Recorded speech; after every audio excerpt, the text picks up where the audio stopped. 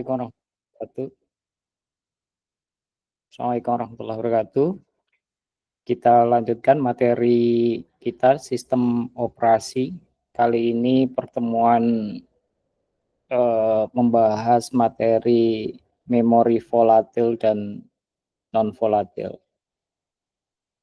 Referensi masih sama, saya ambil dari operating system concept dari Abraham Silberstadt.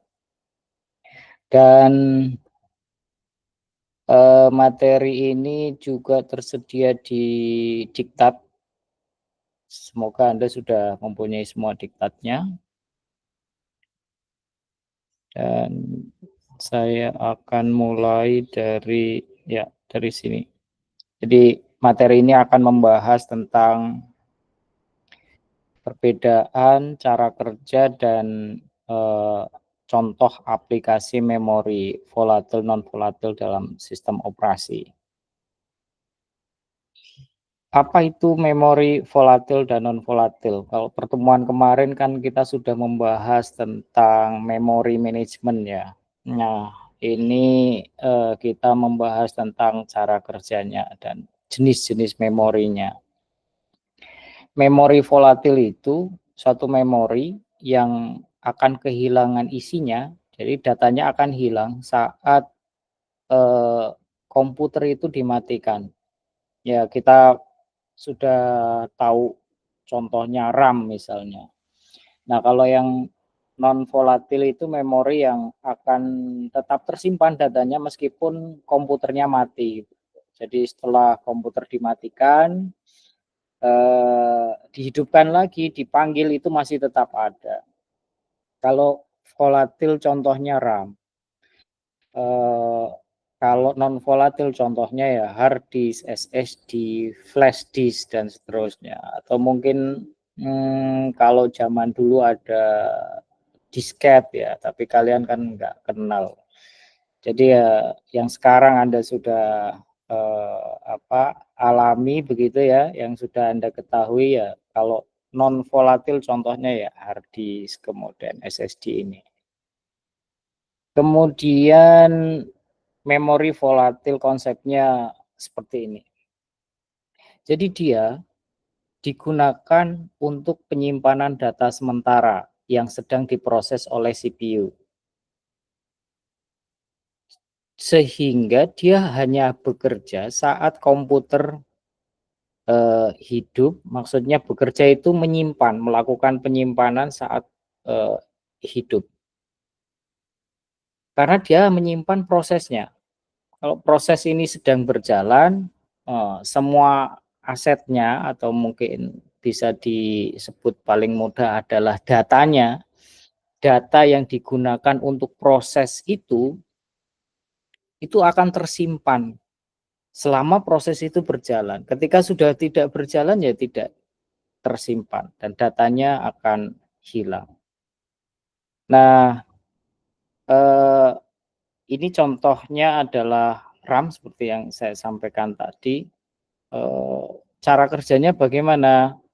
Cara kerjanya ini contohnya Anda menjalankan aplikasi namanya Microsoft Word misalnya. Microsoft Word itu kan aplikasi yang tersimpan di hard disk. Dia ketika dipanggil, dia memanggil aplikasi itu dari hard disk pertama. Aplikasinya ya, bukan data, aplikasinya. Aplikasi dari hard disk ditampilkan. Setelah itu, Anda mulailah mengetik.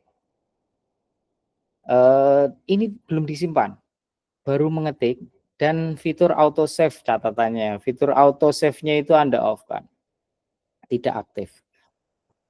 Saat mulai mengetik, kan selama kalian mengetik masih tetap terlihat ketikan Anda itu. Nah, ini tersimpan di mana? Di hard disk bukan. Ini tersimpannya di RAM. Makanya ketika mati komputer ini, Anda hidupkan lagi, ketikan Anda hilang. Karena ini tersimpannya di RAM. Nah, makanya ini diperlukan memori yang cepat. RAM itu memorinya lebih cepat dibanding dengan memori yang non volatil, hard disk contohnya. Dia lebih cepat karena proses yang dilakukan saat itu juga cepat. Anda mengetik cepat sekali begitu, dan semuanya itu tersimpan di sana. Tapi ketika komputer itu mati dan belum dilakukan penyimpanan, ya data itu akan hilang gitu. Nah, berbeda dengan non volatil. Kalau non volatil itu punya penyimpanannya permanen. Meskipun ini dimatikan, kemudian dihidupkan lagi, dipanggil, ini masih tetap ada. Dia tersimpannya di memori permanen. Jadi hard disk, SSD, flash disk, dan seterusnya. Nah, kalau contoh yang tersimpan di sana ya data yang sudah di-save, yang sudah disimpan, kemudian sistem operasi, aplikasi, dan seterusnya ya. Dan file-file yang memang sudah tersimpan di hard disk, bukan memori file yang masih diketik belum disimpan tadi. Cara kerjanya ya ini kebalikannya dengan yang tadi kalau yang non volatil ini. Jadi dia akan tersimpan kalau di hard disk ya di piringan logam magnetiknya kan, di dalam hard disk itu ada semacam logam magnetnya di sana, magnetiknya di sana ada sektornya ya, itu tersimpan di sana.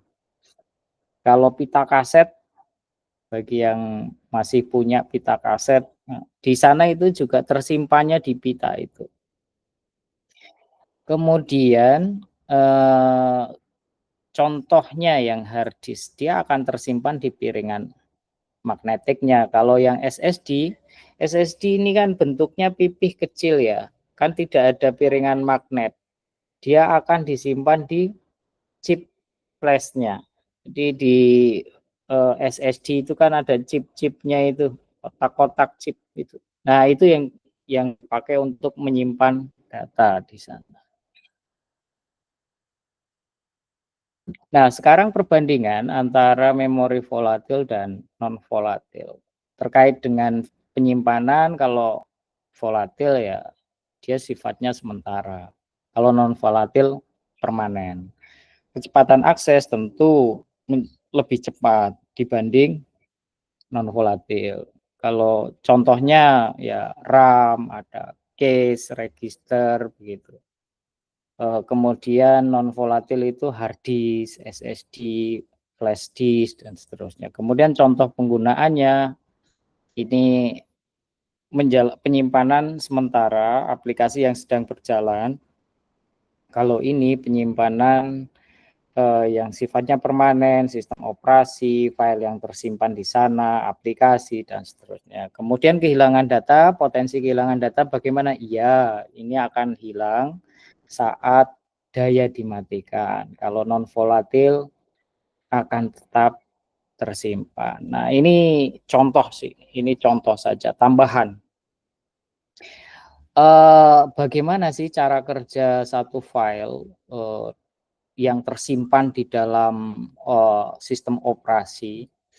Jadi sistem operasi itu merekam semua data yang tersimpan dan dilakukan perubahan, penghapusan, semuanya itu akan tersimpan. Sehingga kita bisa melacak,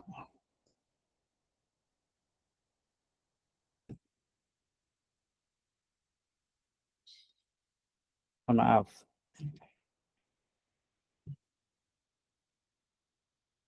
sehingga kita bisa melacak satu perubahan-perubahan histori dari file tersebut. Ini kita bisa menggunakan aplikasi pihak ketiga. Ini salah satu contoh saja. Mungkin ada aplikasi yang lain yang yang support, yang mendukung untuk melacak, melihat historinya. Nah, ini salah satu contoh saja. Yang Anda bisa mengunduh satu aplikasi namanya folder change view dari Nearsoft ya, dan melacak perubahan di sana. Yang pertama, Anda jalankan. Setelah Anda download, Anda jalankan itu, dan setelah itu Anda bisa melakukan perubahan. Ya. Setelah itu melakukan perubahan file, baik itu menghapus, merename, mengubah nama, kemudian memodifikasi, mengcreate, membuat membuat apa? Satu file baru, dan nantinya dari sana itu, dari aplikasi tersebut Anda bisa melihat historinya. Berapa kali perubahan, kemudian apa namanya, berapa kali penghapusan. Ini